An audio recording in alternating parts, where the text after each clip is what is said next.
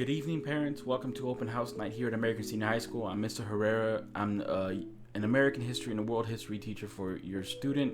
Today, we're going to discuss a couple things regarding the course and what you can expect from me as a teacher for your student this school year.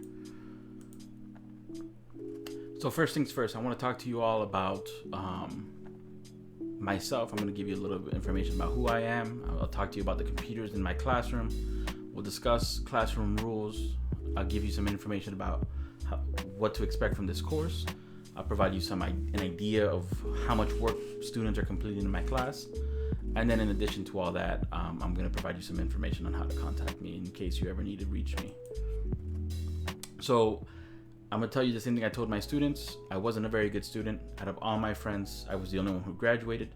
And the only reason why I graduated was because of some good teachers and my Army recruiter. I graduated in the summer. I ended up joining the military, and I think that was the best thing for me. It changed my life. I traveled the world, and I had the opportunity to then go to college and do so for free. I studied at FIU. I'm currently working on my master's degree at the University of Florida, but now I'm paying for it, so it's a little slower. With that said, I wouldn't be where I am today without my family, my dogs, my wife, and my son, who was just born in December. He's about to be a year old, and he's changed my life so much. With that said, I stepped into the classroom for one good reason, and that's to try and give back. Those few teachers, I still know them by name, so to me, I want to try and give back. I want to try and reach out. I want to be the teacher that grabs that one kid, that future Mr. Herrera, who barely makes it through high school.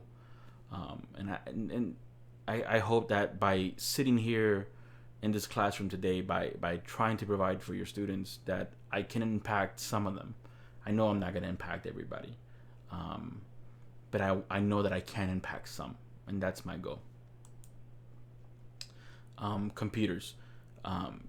They're vital. I can't say it in any other way. They're gonna need computers in order to succeed in my class. All assignments within my class are digital. All assignments they turn in are gonna be turned in through Schoology. This is in the case that if we do go back into quarantine, nothing changes in my class. Everything is gonna be the same. They can use computers, tablets. I'm in the process of trying to figure out how students can connect Chromebooks to the school Wi-Fi. I'm going to have that here soon, and then students will be able to use those as well. And in addition to all this, I provide a website that I've created my own. I pay for it myself, and it provides them additional resources in case they need it. I only have one rule. I tell this to all my students, and that's to respect, and more importantly, to respect themselves. Yes, I would like them to respect their peers. I would like them to respect me. But the reality is that if they don't respect themselves, they're not going to respect anybody. And if they do respect themselves, everything they do, they take with pride. They know their self-worth, and they know that nobody can take that away from them. Respecting their time is big in my class. I don't like students getting late to my class. They need to get to my class on time. With that said, part of their time in my class and their investment into their future is not being on their phones, being engaged in the classroom, not being engaged in their phones. If I see phones when I'm not permitting them to be out, I usually take them until the end of class, and then I give it back to them. When it comes to discipline, I try to always keep things between me and the student. That isn't to say that I don't want to involve parents. Rather, I treat my students like the young adults they basically are. That is to say, I want them to be able to problem solve these issues themselves. So I try to be very tolerant. I try to be very patient with students. When I feel that there comes a point where I can no longer be patient, I will talk to them usually after class, or I'll pull them outside of the classroom and I'll talk to them in a one-on-one setting. After I've talked to them and I give them some time to try and rectify things, if they still are having issues with it, at that moment I usually involve the parents. I'll give a parent a call home and explain to them what the situation is.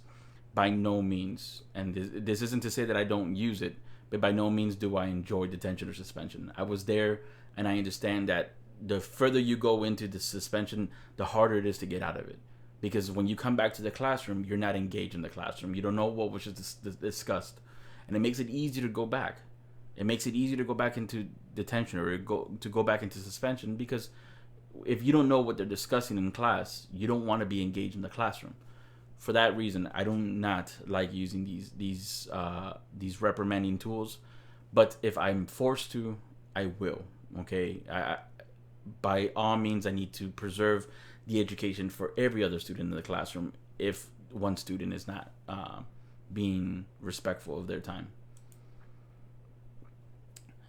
American history. The biggest thing that I want you to take away from this course is students are going to be learning only from the Civil War on. We're only learning from the Civil War onwards. So they're going to learn about the Civil War, Reconstruction, the 1900s, the two world wars, American policy, and we're going to dive into controversial issues. It's going to happen. We're talking about the Civil War, the end of slavery. We're going to talk about Jim Crow laws. We're going to discuss, controversial issues and political decisions that were taken during these historical moments. We're going to examine these as honest as we possibly can.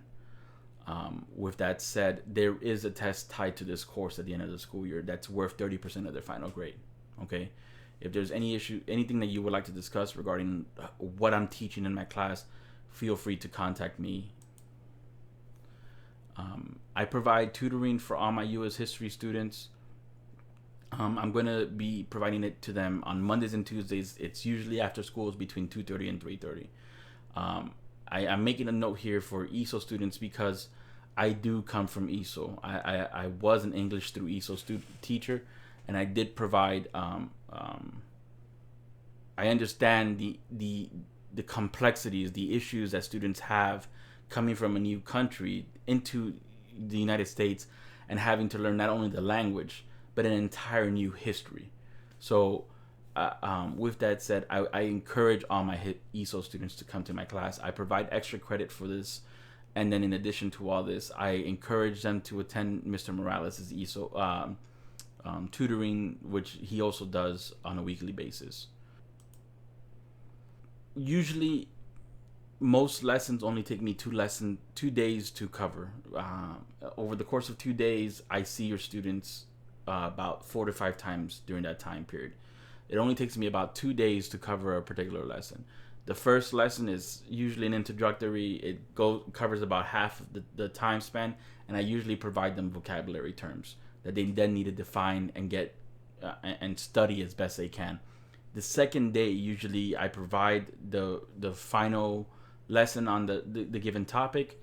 They complete a vocabulary check where I test them to make sure that they do know each of the vocabulary terms. Usually I'll follow that with some classwork afterwards. They'll consolidate notes and prepare their cheat sheets for the end of the school year for that exam, that end of the course exam that they are going to have. And then afterwards, I'll quiz them, usually 10 to 20 questions, multiple choice.